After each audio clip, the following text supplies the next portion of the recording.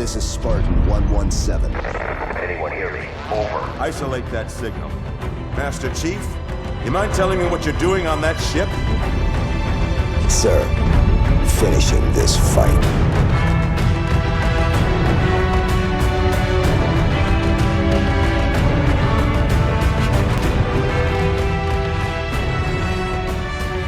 Welcome back to Finish the Fight, a Halo podcast. I'm your host, Jesse Reiners. And I'm your host, Alex Kendall. And this episode is brought to you by Audible. So stay tuned through our episode to get your deal on Audible with an Audible trial. Before we get into the topic of today, let's talk about just some things going on within Halo as always. So first and foremost, 343 Industries and Microsoft have been able to raise over $200,000 for COVID-19 relief. So that's really cool, seeing a lot of companies take initiative like that. Moving on from that, Halo 2 and Halo 2A PC flights are going on right now. So again, that's really cool. You can find a bunch of streamers doing it or some videos on YouTube. It's, as we expected, as beautiful as always. And then finally, there was a Mega Bloks release of this Hunter that's gray and reddish. So people are... And I'm not even joking. People are saying that it's confirmed that the Banished will be an Infinite. I swear this could be a whole different rant that we do for a bonus episode. We're not going to right now. But until Microsoft or 343 Industries says otherwise, take anything like that with a grain of salt. But moving on from that, we are diving into the second book of the Greg Bear Forerunner Trilogy. We are going to cover Primordium. And the book was published by Tor Books, and the story is told from the perspective of Chakas after he was released from the capture of the Master Builder. That was like 2/3 of the way or 3/4 of the way into Cryptum, but after he was released, he finds himself on a Halo ring, and he's also trying to find some answers about everything that's going on. It was published January 3rd, 2012, and the audiobook is narrated by Tim Didabo, the voice of 343 Guilty Spark. So I thought that was a really cool thing to do. Because it's odd that his voice, you would think a guy that voice acts Guilty Spark would have kind of a higher voice, but he has a deeper voice almost. He almost sounds like the narrator of Ancient Aliens. That's just a completely off-topic comment, but I had to Google it just to make sure. And to give you a quick recap about the author, Greg Bear is an American writer from San Diego, California. He is the recipient of 5 Hugo Awards and 2 Nebula Awards. He, single-handedly, has written over 50 books, and he has also worked as a freelance journalist, lectured at schools and the FBI headquarters, consulted at Microsoft and Google, and was Master of Ceremonies at the Homeland Security Conference in Washington, D.C. in 2008. Of course, there was way more to that list. Go to our Cryptum episode if you want to hear all the weird things that he's done, weird but cool things. And to give you some background on Primordium, Bear would take no time off right after completing Cryptum, and he jumped straight into writing Primordium. Keep in mind, though, Bear, Frank O'Connor, Kevin Grace, and Eric Robb spent months creating and ironing out the story, so it wasn't hard for Bear to continue kind of where he was leaving off. Yeah, they worked on the overall story and highlights and then sectioned it off, essentially. Yeah, so they already had the outline for it. Pretty polished up already. And on July 19th, 2011, Tor Books would announce the title, cover art, and release date for the book. The cover art was taken from Halo 4 concept art created by Nicolas Sparth Bouvier. October 12, 2011, Bear would complete the book and submit it to Tor Books. On December 28, 2011, the first chapter of the book would be available on Tor Books' website and Halo Waypoint. Chapters 2, 3, and 4 would later be posted on Halo Waypoint before the release of the book. Kotaku was also given a 5-minute preview of the book narrated by Tim Didabo. Rest in peace, Kotaku. When it came to writing Primordium, Bear had this to say. I'm having great fun working through the action and growing mysteries in Halo Primordium, as humans engage in epic odyssey across a damaged, war-torn Halo facing the Flood, rogue AIs, and the stunning testament of the last precursor. Spoilers, Bear, come on. This is classic science fiction territory for me, and it's a terrific opportunity to work with the 343 team and contribute through these books to both future games and the Halo universe in general. He would, however, have some difficulty writing the second novel, stating, "These guys have a meeting about every single name and word in every single book and game." To help promote the book, Bear would go on a book tour, visiting bookstores and universities to sign copies of Primordium from January 5th to January 9th, 2012, traveling from Seattle, Washington, all the way to Albuquerque, New Mexico. And now to wrap this all up, let's just throw some additional trivia in there. So it was Greg Bear's son's idea, actually, to have Bornstellar to have a human companion. So this idea that found its way in Cryptum would then kind of lead its way into having their own story in Primordium. So then moving on from that, Bear is unsure how Bungie feels about the books and lore, since he's only ever met with Bungie one time before he started writing the books. So it's interesting to me that he is thinking, he's like, I wonder what these guys who created this lore feel about me coming in. Like, and, not really necessarily getting their seal of approval. Yeah, and it's understandable coming from it. I mean, because he wrote a really good trilogy that I think everyone really enjoys. So I'm really glad that he's checking in on it. So the book is dedicated to Claude Herrera, the founder of Halo.bungie.org. And finally, Tim Dodabo said he had difficulty staying focused on narrating the book since he has ADD, but still managed to do 20 different voices for all the characters. Jumping into who we're going to see in this book, we of course are going to see Mannequin Bias, 343 Guilty Spark. We're getting a return on Chakas, one of the humans that was with Bornstellar. Day Chaser makes Paths Long Stretch Morning, Return of Riser. We're going to finally get an idea of who the Primordial is. We're going to also see Venevra, Gamelpar, Crimped, Gene Mender, Folder of Fortune, Mara, Forthencho, Yaprikushma, Bornstellar Makes Eternal Lasting, and the Diadact. Yeah, so try saying half of those names 5 times fast. So moving on, what little backstory there is about writing this book, we now know. We've introduced you to the characters and their confusing names. So that being said, let's dive into the summary of the book itself. So it starts out, we have this Oni team, and they're talking with a Forerunner AI. It's damaged. They don't know much about it, but he decides that he's going to go into his life story. This kind of reminds me of, I can't think of the one from Evolutions, where the ODST finds the other ODST and he's like, listen here. Oh, when he's the crash site? Yeah, he's like, I'm going to give you my life story. Listen, rookie, we only got 10 minutes. I'm going to give you about an hour and a half of backlog here, and then you're going to run because I'm going to detonate this nuke. That's what, right before I die, I want to give my backstory. I want to tell my life story. To just whoever's around? Yeah, so if it's the unfortunate nurse, they're going to find out real quickly about my life. But moving on from that, so he decides that he's going to go into, his backstory about his life, and you find out that this is actually Chakas, as we said, who was introduced to us in Cryptum. So it goes into the backstory about how he's from Air to Tyrene, which is Earth.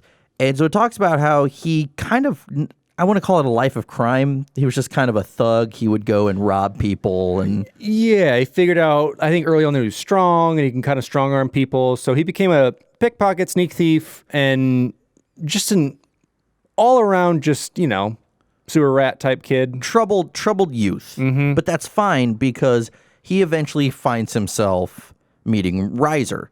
And Riser's like, hey, come work with me, kid.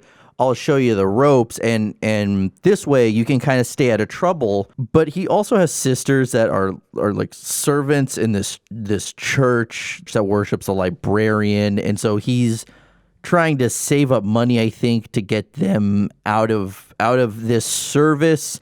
And then this is when it kind of then leads into, okay, well, that's when I met Bornstellar. We got mixed up in this Diadact crap, and then we find ourselves now to almost like the present day of this story is when he's on that ship with the Master Builder and he sees the Diadact. He's with Riser as well, and he sees Bornstellar, and Bornstellar and the Diadact get taken away, and all of a sudden, Chakas finds himself on a surface of something. He's on some kind of planet, he thinks at the time. Initially, he kind of wakes up, comes to, he's like, what's going on here? And we realize pretty quickly, he says that he sees like the terrain of where he's at just keep kind of going up and up and up, and it's above him. And that's when we realize like, uh-oh, He's on a Halo ring. What's he doing on a Halo ring? How did he survive? How did he get away from the Master Builder? Tune in next week and we will tell you all these answers.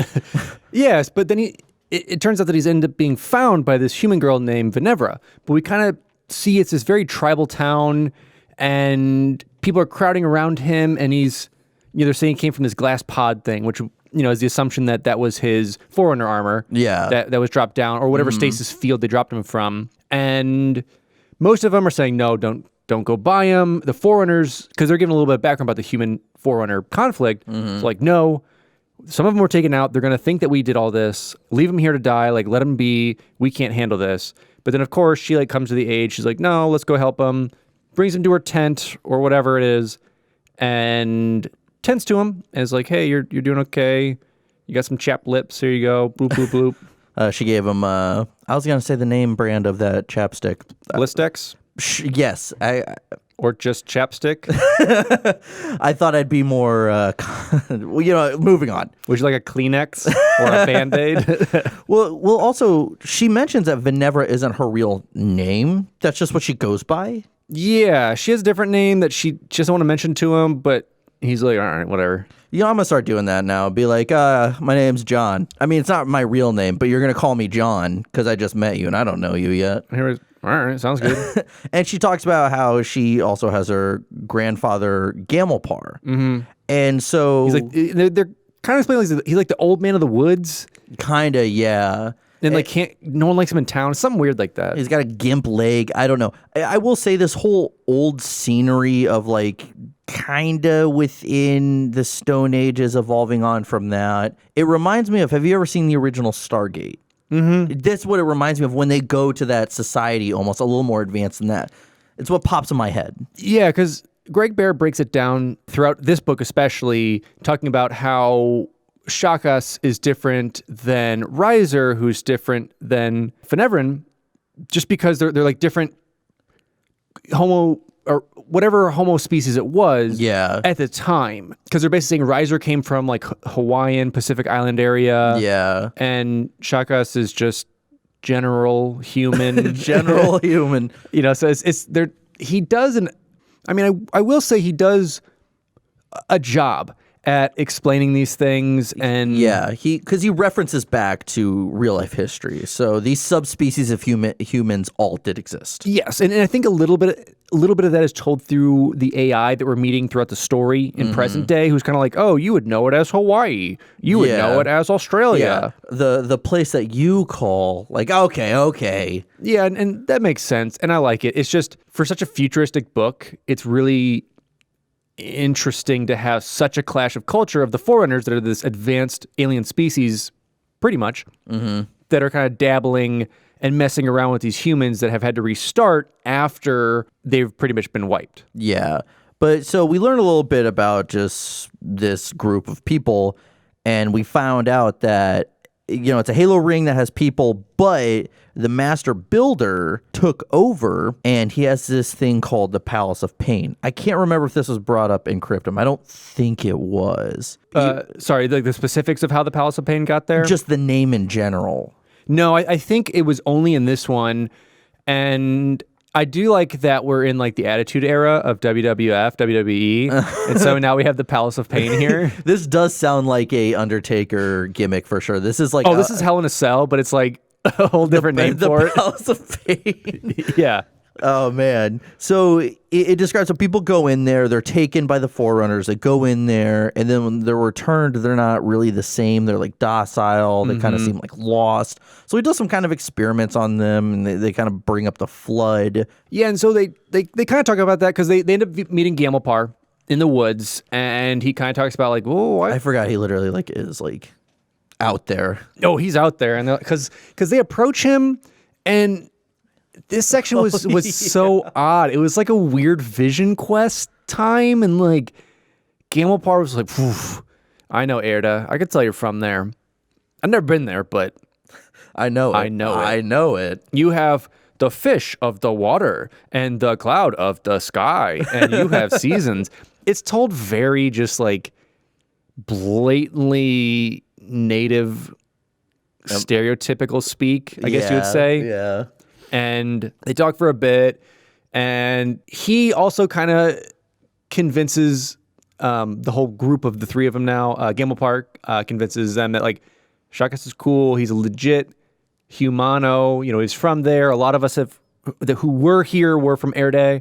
We got pulled here to go to the Palace of Pain this Sunday to see who wins the bell.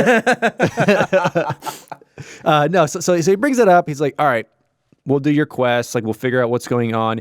Now, this is also where I get very confused. Two things. One, we realize that there is, what we learn is that a past human that's talking inside of Chakas. Yeah, it's like all of a sudden, there's no real explanation. It's just all of a sudden he starts hearing this voice talking to him. Yeah, and he's very concerned because it takes over. Like, it has the ability to like take over and really do, like, take over his body, take over his voice, multiple things. He can squash it down, but we learned that he's like the admirals of admirals. So he's like the top admiral. The ghost inside of him. The ghost inside of him. And that he's trying to bring out and be like, hey, let me talk with this old guy. Because then the old guy realizes, he's like, oh, you've got a ghost inside you too? Yeah, like, and they even talk about like everyone there has a ghost inside of them. And didn't they even say that there could be more? Yeah, and that you can have multiples inside of you. And because we kind of learn that the librarian is kind of storing them in them. That's kind of like their deus, like their mission is also to house these. Yeah, and like the Lord of Admirals never really has anything constructive to say to him. Almost, it's almost like he's kind of like the devil on the shoulder. Yeah, and there's no angel. He's just the devil, like in his ear. But I get it, man. I mean, storage space is rough. Like, hey, it is. Hey, we're starting to run out of places to put stuff right now. Just got slapped in our brain. This is probably my favorite part of the book because it does give a really not subtle, really poignant nod to AIs and how like Chief implants it into his head and like has someone in his head, and that humans always kind of have that same repetition pattern even after things are wiped out from the rings. It all comes back to history repeats itself. Exactly. Yeah. And it's, you know, humans kind of like destiny to have this same type of deal, because we'll learn later of like why humans became the top quote unquote species, I guess you would say. Yeah. Of the universes. But it's just interesting. I like that they had that. It doesn't do much for me for the story. I guess it does advance it later on, but just listening to the audiobook and just listening to like Gollum in his head. Okay, yeah, Tim Tadabo does and he has like a lisp too. Yeah, he does a lisp with it. I was like, that's Gollum. As I said, I love Tim Tadabo's voice acting on this. It's very clear that he is a master of his art. And sorry to jump in, one other thing, because I was talking about the two fork thing, kind of having the AIs in you. Second is, now we begin this journey to across the Halo that was just so muddled for me. Yeah, and I mean, we had plenty of people in our Discord tell us, and I honestly thought, I'm sorry, I thought a lot of you were exaggerating. You weren't. They're like, yeah, there's like 40 or 50 pages of them where they just walk through like the desert. And I was like, okay, that's a little exaggerated. No, there is so much of it where it just talks about how they get to this point. Okay, well, now we have to rest for a little bit. Okay, let's wake up. Okay, now we have to go find water. So now we're literally drinking water out of like these little dips and rocks, and we're finding berries, and we're killing rabbits and rats and all this stuff. And then we're moving on. Okay, now in this whole entire time, Gamelpar is just like dying, I guess. Like, and they keep talking about how he can barely keep, or they think he's gonna die soon, but yet he keeps keeping up no matter what. He's trucking along.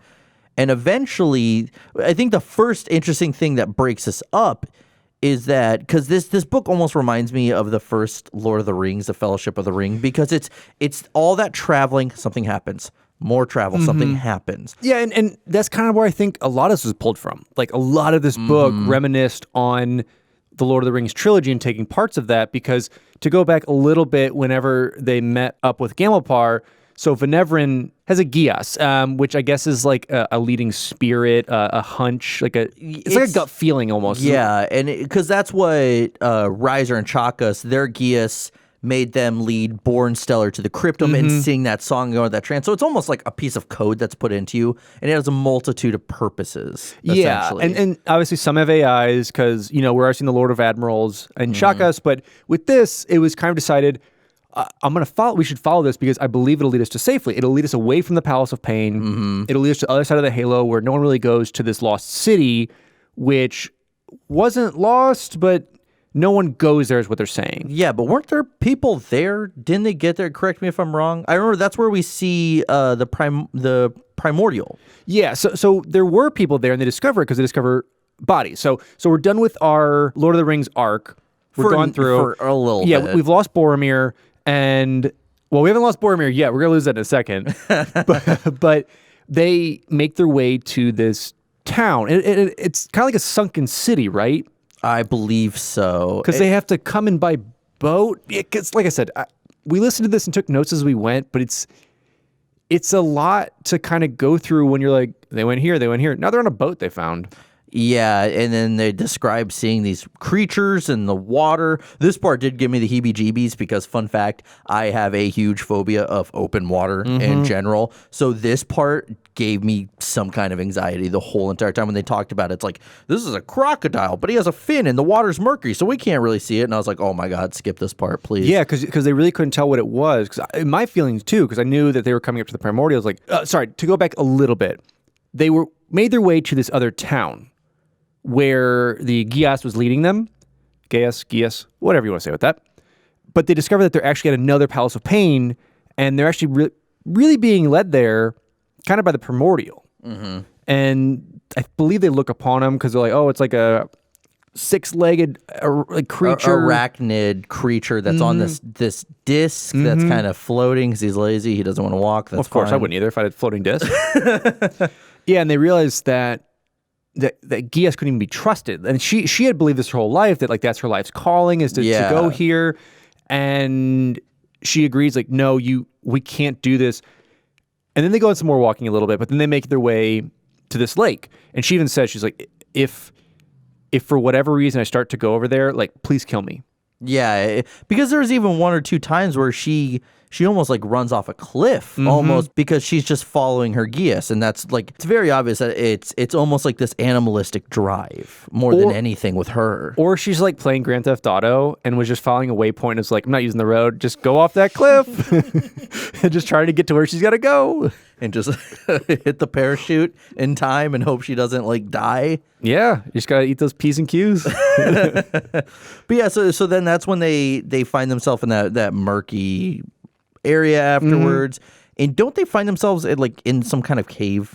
Well, it's actually kind of. So it reminds me of King's Landing in Game of Thrones. Whenever they have like the back entrance, it's like a cave, beachy area. They kind of land on something like that, but it's like a crumbling human city. Mm-hmm. And they're going around, and I believe that they come across what should have been people or activity, and they're finding that there's not. It's really odd. Yeah, and this isn't where they find, I guess, a proto grave mind, and it's one of those things. This part was a little confusing because it's like they kind of see it, and then they kind of like tiptoe away, even though proto grave minds I don't think are active correct at this time within the lore. They were kind of like what we saw in Combat Evolved. So they kind of see it and they're like, back away slowly, and then they just move on. Yes, they exit back out because they do realize it's a Forerunner cell. So they do realize the Forerunners have been here and they were putting this together. But they're also like, it's not it can't be humans in there. It's probably Forerunners that got eaten up because the Forerunners are supposed to be somewhere over here, because that's what Venever said is like, humans don't go there. Like, Forerunners were there. We don't go there because it's part of the battle. So it may be a portion of that. We're probably missing something on it, but it just was like a thing where, yeah, you're right. They Scooby-Dooed it like, do-do. Ooh, back it up real quick. Get in the boat, row away. There's no unmasking, though, or goofy kind of slapstick comedy that goes along with this. I think they should throw in slapstick comedy because this book, I mean, as I said, literally the part where they were walking, and just to get to this part was a chore. No ifs, ands, or buts. It's absolutely. It's tough. Once again, I appreciate that they're trying to do this, but we talked about this. This whole trilogy could be like a really awesome 10, 15-minute doc. Yeah, and I could have even said, like, make it a little more cohesive into one book. We're jumping ahead. We're jumping ahead to... Sorry, we're spilling it over because this was tough. But, okay, so they get back across the lake, and this is where they're like, oh, that's a gator. Oh, but it's got a fin. Well, whatever.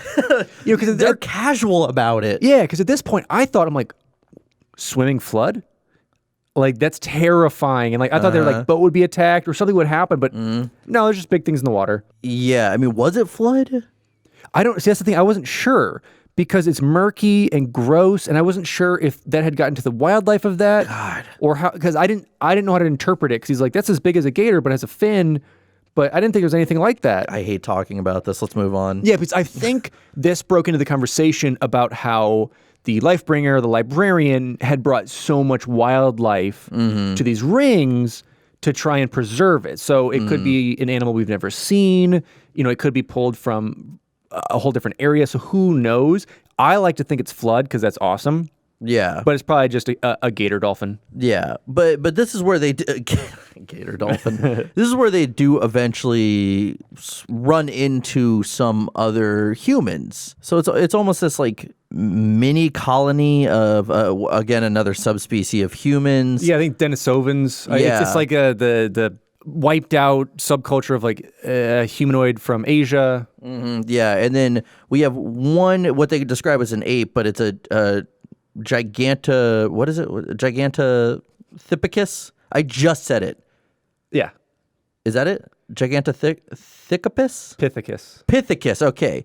Again, something real because Greg Bear did spend a lot of time saying, I'm going to bring in real subspecies of humans, ones that died out, whether the race that Riser was only wiped out like 18,000 years ago, if not sooner. Yeah, because that's kind of like the natives of, like I said, the Pacific Islands, and are known by different names.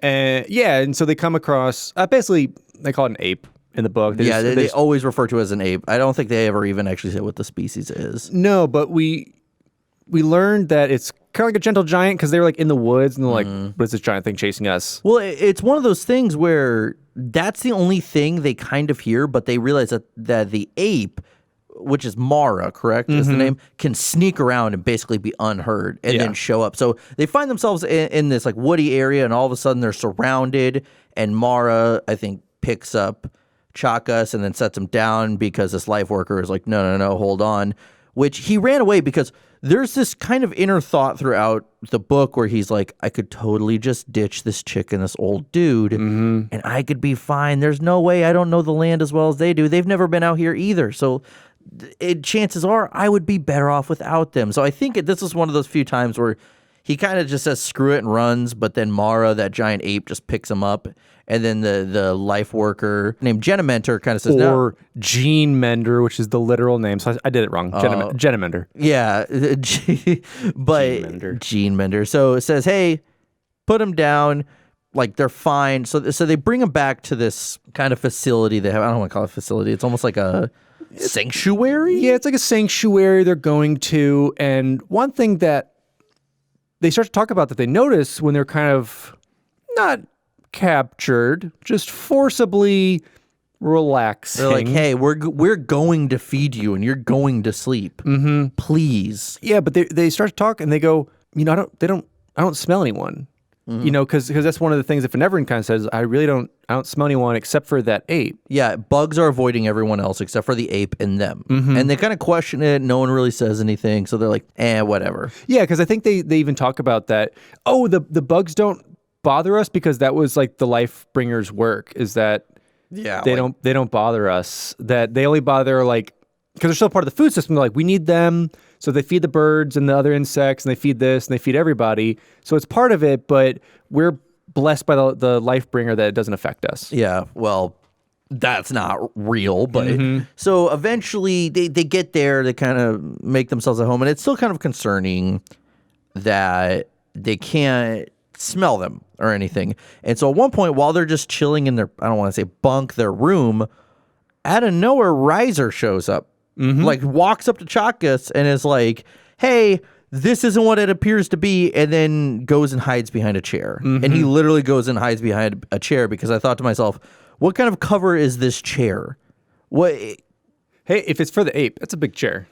And Chakas is a small guy. That's true. But so eventually Chakas goes and has a meeting with Genamender, and he starts to question things, and he notices that there's some monitors around. I think at one point they describe a monitor as 2 meters wide, which I think is about 6 feet.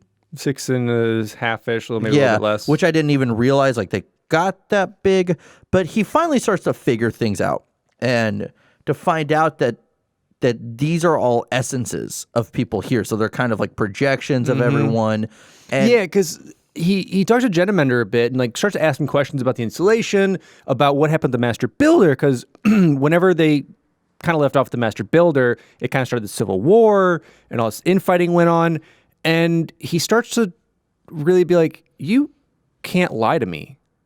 Like you can't say a lie, and you also can't answer certain things I'm asking you. Yeah. And that's when he says, you know, like, we kind of let these people out as like these projections so they can socialize and everything. And basically saying, we think Mara kind of knows everyone's fake, but Mara, there's the ape, by the way, needs to socialize as well. So she really doesn't mind. Because I think they were saying she's one of the last of her kind. Yeah. And so at that point, Genamender's like, hey, like, let me, you know, this isn't part of the Palace of Pain. No one here is going to the Palace of Pain, but you got to let us index you and basically make, you know, steal your soul and do what they did. And Chakas is kind of like, no. Yeah. And he realizes, like, oh, he doesn't really have a power here. Like, he's suggesting that we do it, but at the end of the day, let's, you know, we're just not going to listen to him. We're just going to leave. Yeah, because even asks, because since it's a monitor in its programming, it can't lie. So he's like, can you stop me from leaving here? He's like, well, kind of like redirects the question. Well, we have monitors and stuff. He's like, can I leave? He's like, well, yeah, but I don't want you to, please. Yeah. And it's just one of those things he does, just stand up and just like walk around the monitors. But at this point, Gamelpar, throughout the book, as I said, they were mentioning like, oh, he's kind of sick, he's dying. But yeah, he keeps moving just fine. But I guess when he finally slowed down, he just starts dying all of a sudden. And so the monitor's like, okay, let's index him. And Gamelpar's like, no, I don't want him to steal my soul. Just let me die so my soul can roam. Because Chakas references the religion that humanity has at one point. So he's saying like, this is the right way to do it. Goes in a little bit of that. It's boring, whatever. But they let Gamelpar die. Yeah, because if the way they kind of describe the characters, like they've been like Chakas, when he first meets them, says like their skin is as black as ever. So it's kind of insinuating that these are from African tribes at the time that are around there. So assuming that if we're going off of Lion King lore, he's trying to say that like basically wants a spirit to roam free with the other spirits that are part of where he's from. So from here on out, can we compare everything to Lion King lore and be like, how does this add up to Lion King Yes, lore? I just generalized an entire area and population of ancient people by Lion King. Yes. But yeah, so and this is one of those things where he was one of the main characters of the book. He dies. Boromir, yes. This is our Boromir. Well, I felt something for Boromir. I was like, God, that sucks. Gamelpar dying. I forgot he died. Yeah. Gamelpar dies, and he was old, and he traveled a lot, and he was eating rats and and berries and rock water. Well, this book, sorry, personal opinion again, has no sentiment towards his characters. Yeah, because I was like, oh, I thought like this was going to be something crazy, and it wasn't. Like, it was just kind of like he dies. He asked Chakas, please watch over Venevra. By the way, I'm going to tell you her real name because you're her guardian now, so you have to know her real name. Sure, that's just it. So, Alex, when I get too old to take care of myself, I'll tell you my real name. And then we'll all forget about you. Literally, because he's mentioned, I think, one other time after this. Like, yeah, and it just wasn't a moment of reprieve for me. It wasn't like they didn't take a breath. They didn't like, let's sit here, let's say some kind words. It's like, oh, cool, we got an ape now. Yeah, that's basically it. And one of the biggest things with having, Gamelpar pass this time and his little Boromir moment is I don't think he went out knowing what happened at the end of Silentium, because we haven't gotten that far yet. So you know what you can do to prep for that?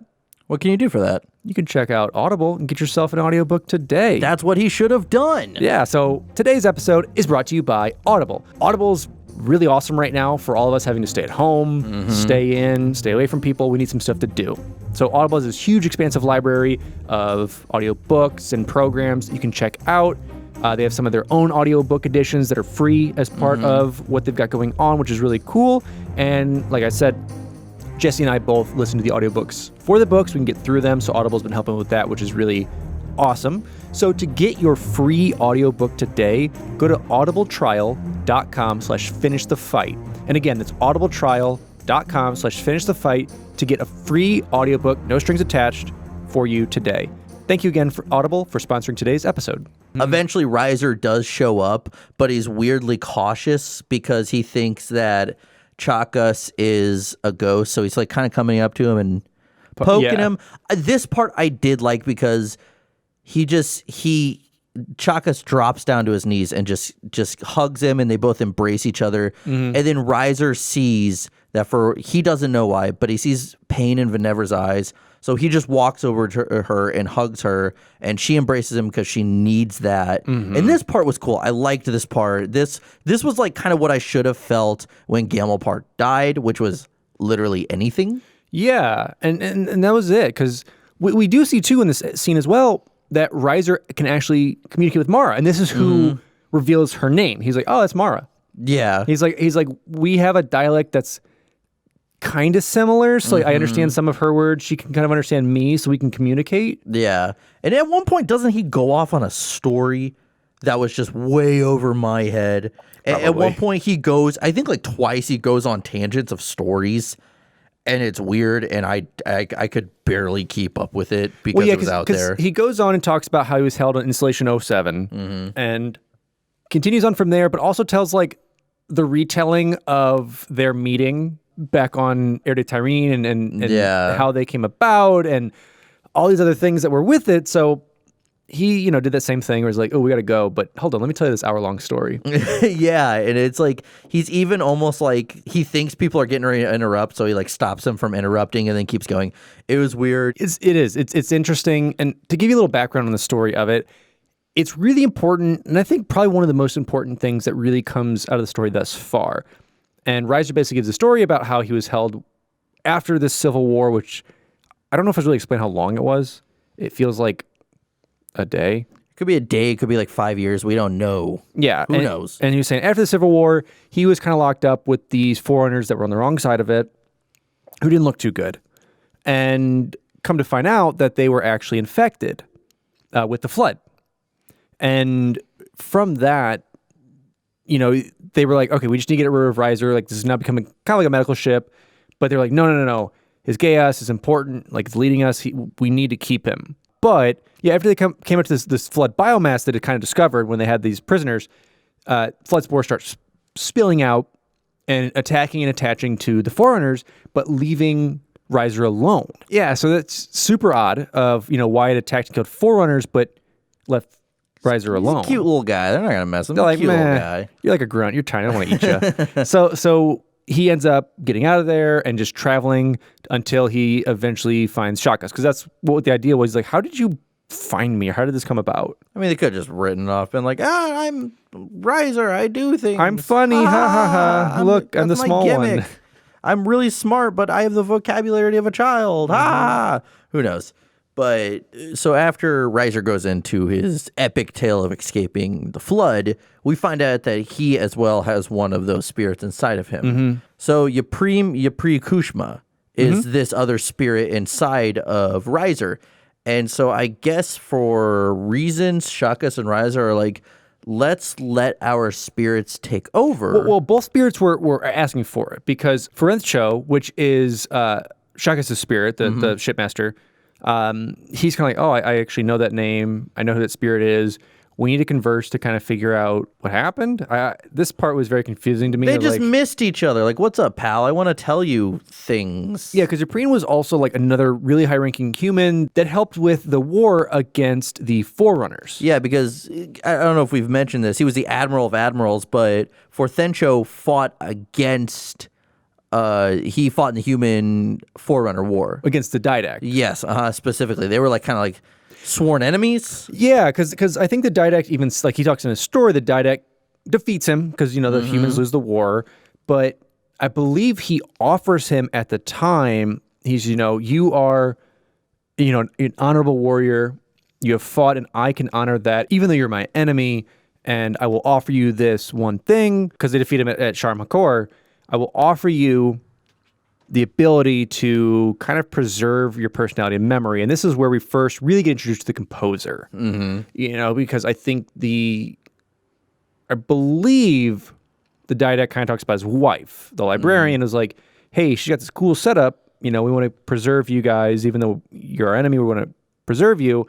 And so jump into this machine thing here I got. Yeah. And then to jump back just a little bit, Yprene was not at odds with the Admiral, but she was the one who first directed that they excavate the precursor ruins and moving the Primordial to Sharm Hakor, and was like the first to kind of bring it there. Yeah, which is this is one of those situations where there's just kind of information being thrown left and right. But after they have this conversation, we get kind of this backstory.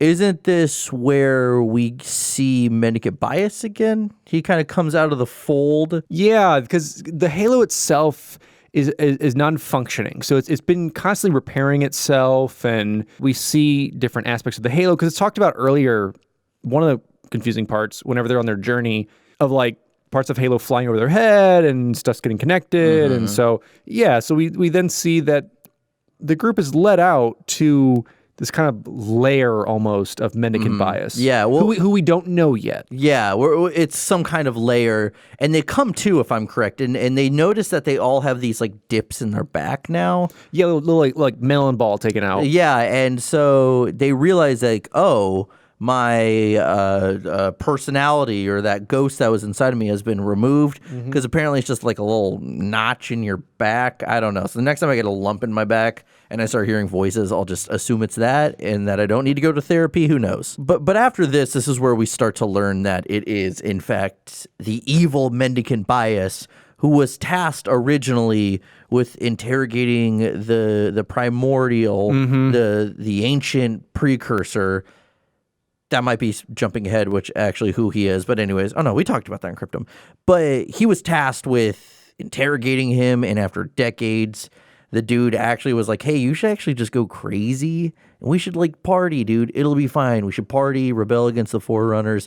It's going to be a good time. So he's like, screw it, dude. I have nothing better to do. Well, yeah, because at this point, he's basically going through rampancy. Yeah. And that's kind of helped, well, spoiler, kind of lead into what happens with Cortana a little bit. But it kind of boils down to like the Primordial's like, hey, you've been with me a bunch, man. You should turn your light green. And then when you got a green light on your sweet floating bots, you're working for me now. Yeah, it's essentially what happened. And so this is where Mendicant Bias is like, listen, let's fight against the Forerunners. I can help you. Like, let's take revenge on them. You just got to help me. You got to help me make sure that this Halo ring does not get destroyed. That's it. That's all I need from you. Yeah, because I really don't remember if this is explained, but it's on like a doomsday course to collide with the planet. Yeah. And this is where he says, I need Chakas. I need you to connect with the silent cartographer. And it kind of, it's like, he doesn't explain it at the time, but it will like kill him essentially. It's like, you need to connect it, like you need to control it with your body, but to find out this is actually going to mess with you a lot. And like, it's actually going to kill you. Again, I don't remember if that's explained or not. So that whole kind of sequence starts. And it's definitely, you're kind of feeling for him as this is happening. But in the midst of this, he's kind of saved at the last minute. Yeah, because so the way it's kind of going is it's explained he's like going through this crazy euphoria to start it whenever he gets hooked up. And it's like whenever you get your sweet sleepy drugs at the doctor, if you have to go to surgery, it's like it hits him, he gets loopy. Count backwards from 10, you get to 8, and then yeah. And so he has that. He has this out of body experience, but then it's intense pain. And so we're kind of realizing, well, you don't realize until later, but his body's basically being ripped asunder as his mind's kind of pulled into the silent cartographer to help kind of deal with this and move it and all these other aspects and help be the security protocol of it, because otherwise there's no one running the Halo. Yeah. So he does that, boom, like the Kool-Aid man, but not really. We realize that the Diadact has made his way onto that halo, because we had learned a little bit earlier that there were ships pursuing them, but they really couldn't do anything because the halo was kind of shut down. They're on a collision course with this planet for some reason, that they're going to try and thread that through the eye of their needle. Like they're going to try to have the planet go through the middle of them. Yeah. Well, and keep in mind that this is the new Diadact. This is the Born Stellar Diadact, because the old one died, so they had to like kind of specify like this is the new one. Yeah, because you kind of learn, because whenever Chakas kind of wakes up from all this pain and what's going on, he looks, he's like, it's a Diadact, but it's a familiar face and younger. Yeah, so it's like this younger Diadact, what's going on? He's got a cool jacket. He's got a toothpick in his mouth. Cool sunglasses. Yeah. The whole 9 yards. But yeah, so the Diadact comes in, shuts that down, and realizes like, oh, I just kind of walked into something that I probably am going to regret. But here we are. So that's when they get that halo ring, and they're like, okay, we're going to move it back to the Ark, which I think is the first time we hear about the Ark. Correct me if I'm wrong, people on YouTube and our Discord and Twitter. But it might be talked about, but this is the first time. No, it's talked about in the last one. Oh, is it? Yeah, it's talked about because they're dealing with the Ark and where they are doing their meeting for the Forerunner. Yeah. But they're kind of talking about that's actually a structure that can repair this, that can take care of, because the halo ends up having the planet go through it. It's a little too wide. It's a little too chunky of a planet. So it like kind of rips into walls, and it kind of like shifts all these plates in the halo, but it does somehow stay mostly intact. It's just a bit wider now. But after that, halo ring, kind of gets a little fatter. Listen, it has to add some notches to its belt. But then it takes away those notches because all of a sudden now it has to go smaller, which is fine for reasons. Well, they're taking it back through that portal that was opened up so that they could escape with their precious rings, their preciouses, and get through. So we're kind of seeing now the conclusion of book 1 is now catching up with book 2, and they're overlapping because we did get to meet the Diadact with here. We see mendicant bias, obviously, and we're starting to figure out what's going on. So what they're going to do is they're going to take this damaged ring back through the portal, back to the Ark to repair it, make it a ring again, and then they can put it on the finger. Yeah. But they also have to repair Chakas. Yes. And what we realize is he is on his way to become a monitor, because they're like, your body's destroyed. Your body's destroyed. You have to become a monitor. And this is where I don't know how much I like this, is Venevra and Riser are basically just written off. We find out they're returned to Earth, heir to Tyrene. They're just returned to Earth, and that's that. Yeah, and the kind of, not afterward, but in some stuff we're going to get to at the end of the book, in the last chapter or so, it's kind of just one of those wrap-up things where, like, oh, the gang and I, we had some good days. So-and-so got married, so-and-so, stuff like that. It's like the title screen at the end of every 80s movie. Yes. Like, Riser was returned to Earth, had 3 kids, Yes. lost at sea. That's exactly what it is. So, so both of them, we do learn are eventually returned to Earth, but in our present day, it's really interesting. I like this part because Chakas is talking to him, but he realizes he's not in his body. Yeah, because he says, he's like, I'm talking, but I don't feel my mouth moving. He's like, I don't feel anything, actually, which is really crazy to think about. And this is where you're like, oh, like something's going down. So he does become a monitor. And for whatever reason, Chakas, who is still an unnamed monitor at this point, goes with the Diadact, and they actually go and they find the Primordial, the last precursor. And so they describe him, he's like in this time capsule, because that's where we find where he's being held, shooting out of the orifices. I love any and all parts of the Primordial. I love them so much. I love this character. It's just so interesting to me. He's a very Lovecraftian-esque monster. But we find out that, when we got this description of like the scorpion head and all these limbs, that the Primordial is actually this kind of a grave mind, and this is an amalgamation of all of these creatures that it's absorbed. So I thought that was so cool and so interesting. So this is where they have a conversation. The Diadact is asking him, like, okay, so there's a cure out there because you weren't attacking the humans. And he's like, no, that was strategic. He's like, we just didn't. Yeah, because he brings up that there's, we just deemed them that they're going to take the mantle. Like you guys who've kind of reached your peak You know, like you're making it, you've had your career, you've done all this stuff, you've peaked. Well, we deem you unfit for this. So we're actually taking you out to let the next group of whatevers rise to the top. Yeah, like the humans will be tested next. To see if they prove worthy.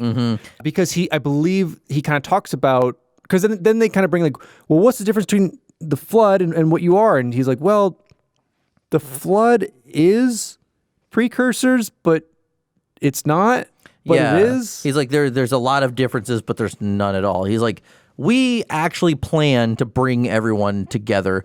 This is a little weird because he's like, oh, we're waiting for humanity to see if they're responsible for the mantle. But also, we're just going to turn everyone into one giant flood creature. Because they want unity in the universe. Yeah, and so he's basically saying, like, humans are going to be tested next, but we're also going to take everyone over. So that was a little contradicting. But at that point, it's kind of like the Diadact, it's almost out of, like, this silent rage, kind of, like, looks down for a second. And he's like, all right, so you're a timeless creature. He's like, but not really timeless, and presses a button and like 1 billion years go by in this time capsule and they watch it. The last precursor decay. Yeah, just almost turn to dust. Like you see him kind of collapse. It's very much like Prince of Persia sand monsters type stuff. I was thinking of in The Last Crusade when the guy chose poorly when he was he ages and does that. If you kids haven't seen it yet, go watch those movies. They're amazing. But at that point, it's kind of all said and done, and this is where, like, we got to prepare for some stuff now. Like, we took out this guy, but he's just one piece on this gigantic chessboard right now. Yeah, he's just like a super old grave mind, potentially. So it's like, okay, we now know the actual reason all this is happening, so how do we prepare for it? Yeah, and again, as I had said, this is where he says, Venevra and Riser return to Earth. And he's like, and I never saw them again, which sucked because it is to a point now. He's like, this is my life. I now serve the Forerunners who I hated. I will no longer ever see my friend again or anything like that. Like, this sucks, but that's life. Yeah. And something we didn't really say, it's not that important, but throughout the book, it kind of stops this monitor story, and all of a sudden it's like the Oni people talking amongst themselves, and it comes to present day Halo as we know it. Yeah, like throughout the book, and you notice a few times they're trying to tell him to get back on topic, and they're like, he's trying to break into the ship, like, and the commander's like, if he keeps trying, like, we're getting rid of it. We're going to destroy him and just shoot him out the trash chute. Yeah, and eventually that's what happens. But not before that this monitor gets in the system and takes over. And this is where we learn, if it wasn't too terribly obvious, that who we're talking to or who they were talking to was 343 Guilty Spark.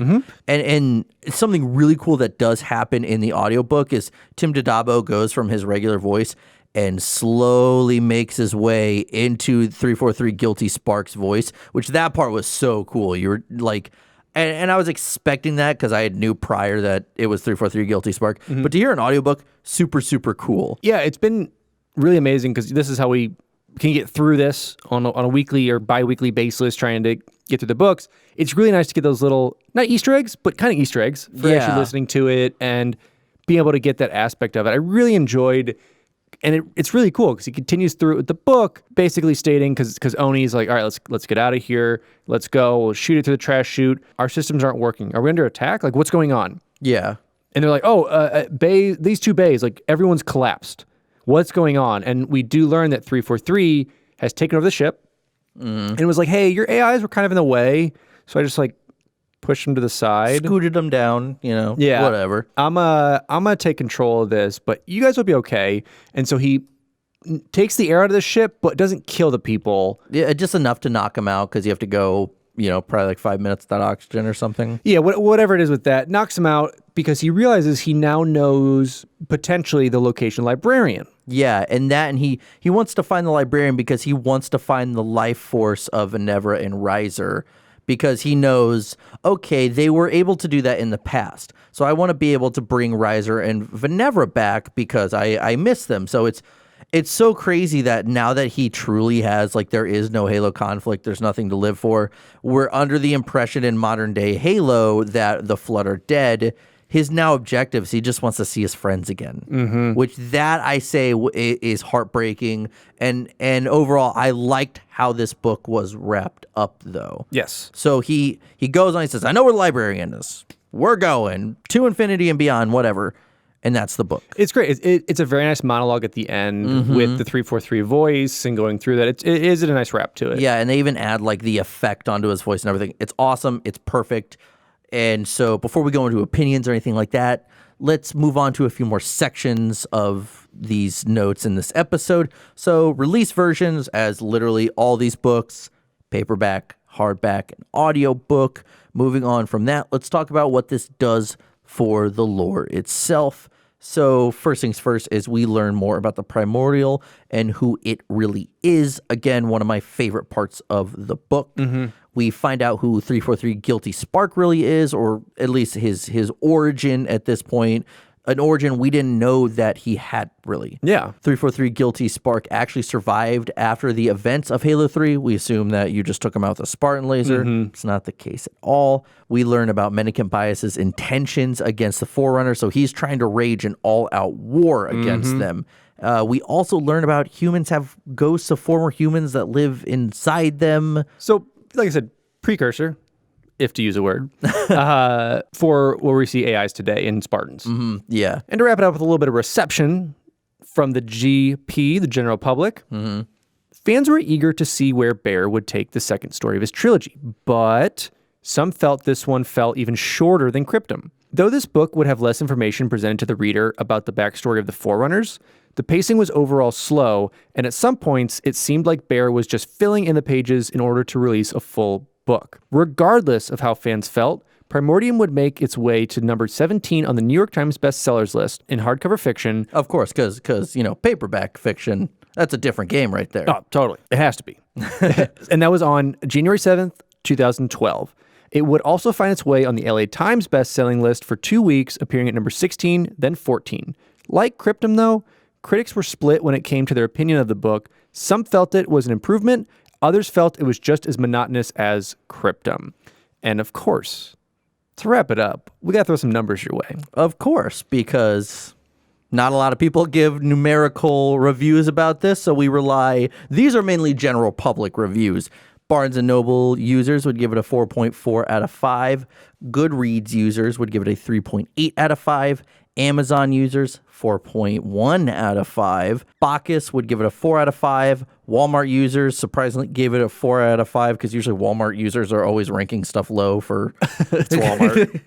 Audible users gave it a 4.6 out of 5.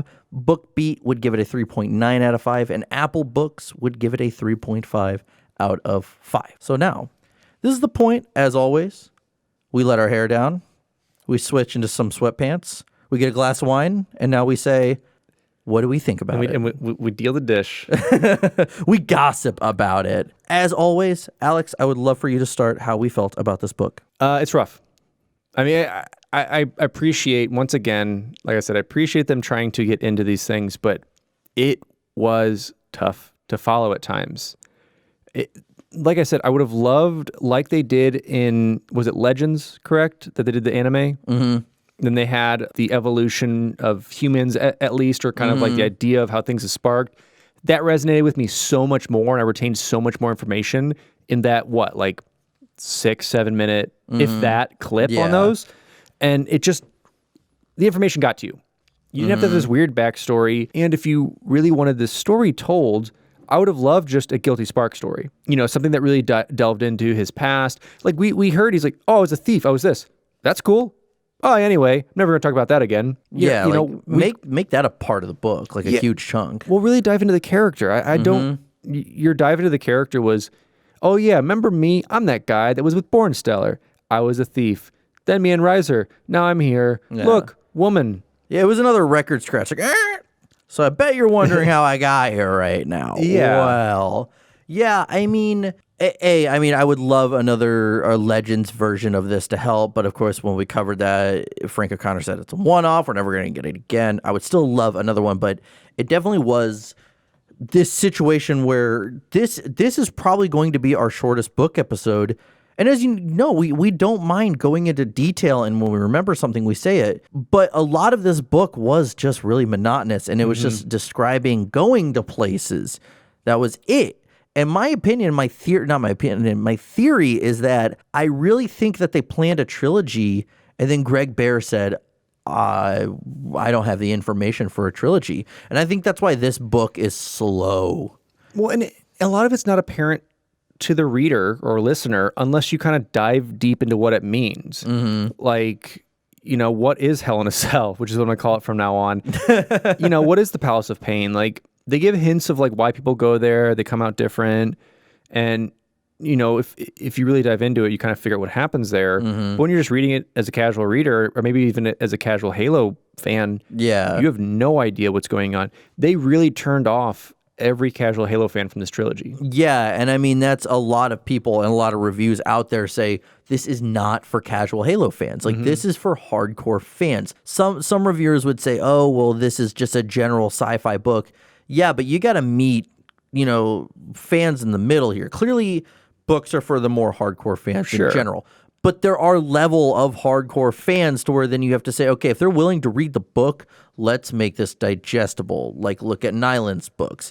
The story was overall digestible. How he wrote them sometimes could have been a little sci-fi with all that jib-jab talk of stuff I don't understand.